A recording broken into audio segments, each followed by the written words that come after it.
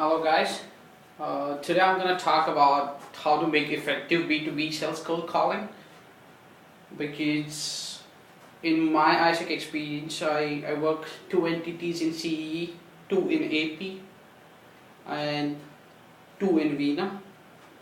So after talking with lots of people, talking with the members and team leaders and VPs and MCVPs, that we always found out that there's a problem with the cold calling. We call like 70 calls, 80 calls, and we get like 10 meetings.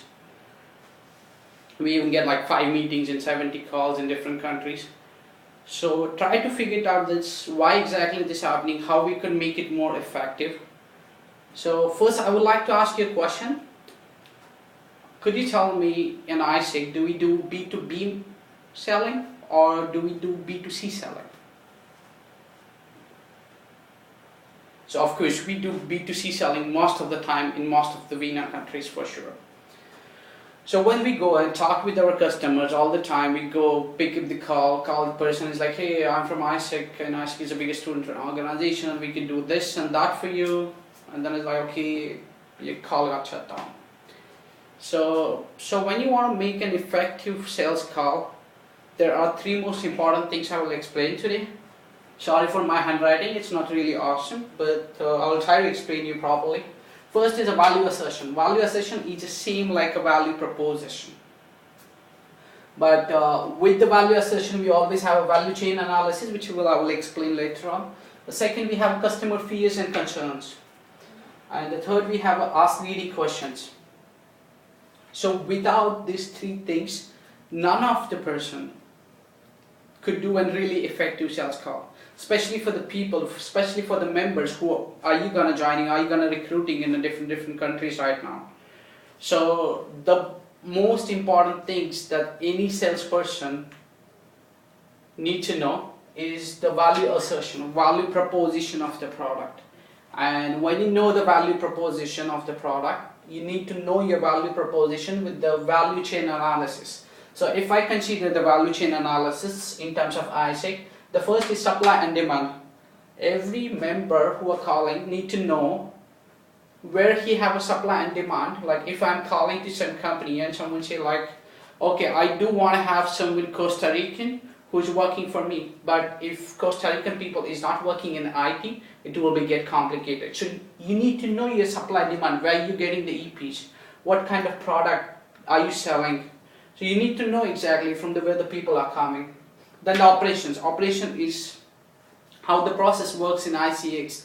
The people need to know like when the visa gonna happen, when the interview will take place, when the person will arrive in the country. You need to know about your operations for sure.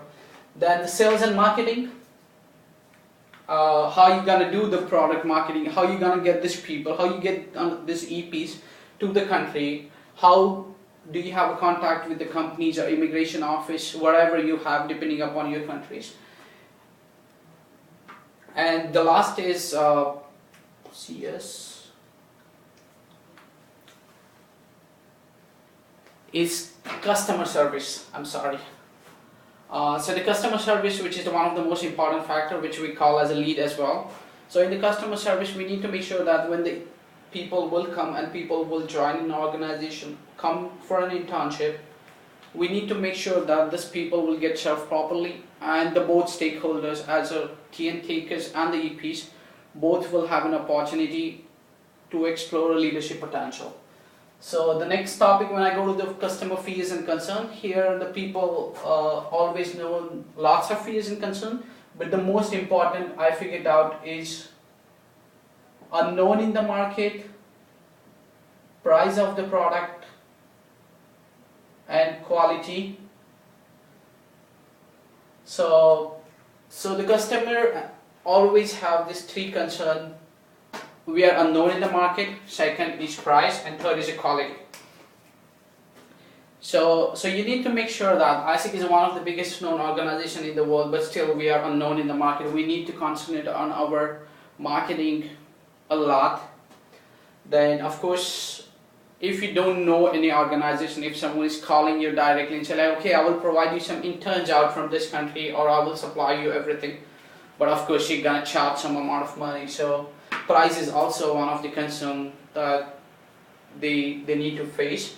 And the third issue is quality. What is the guarantee of your product? Because I never worked with you. I don't know you as an AIESEC. What you do, I don't know. I don't care.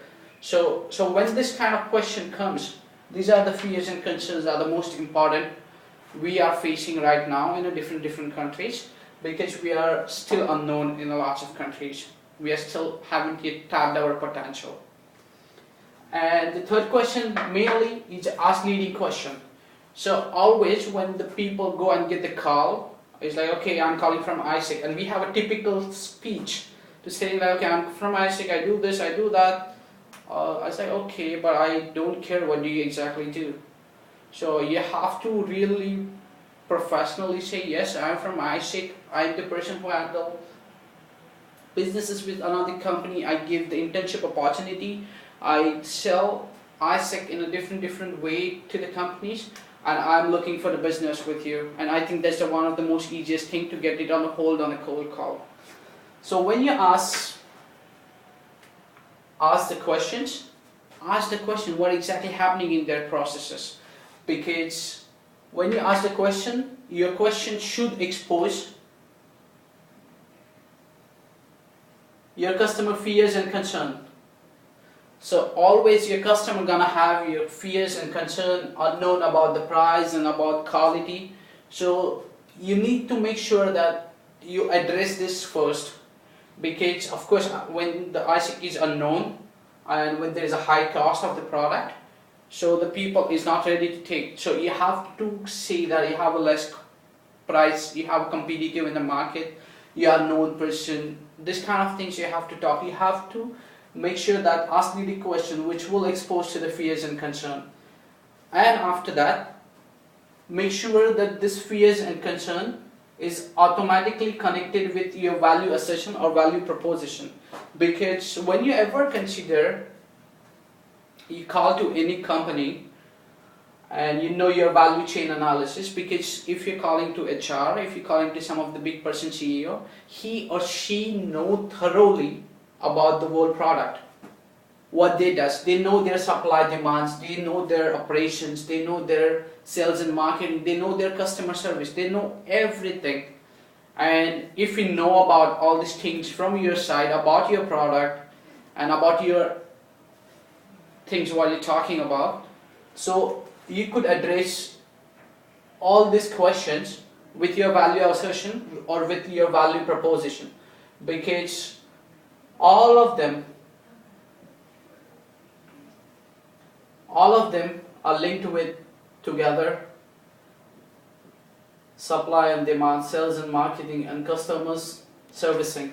So when you need to solve each and every single question, you need to make sure that your fears and concerns is addressed with the value proposition, addressed with the value assertion.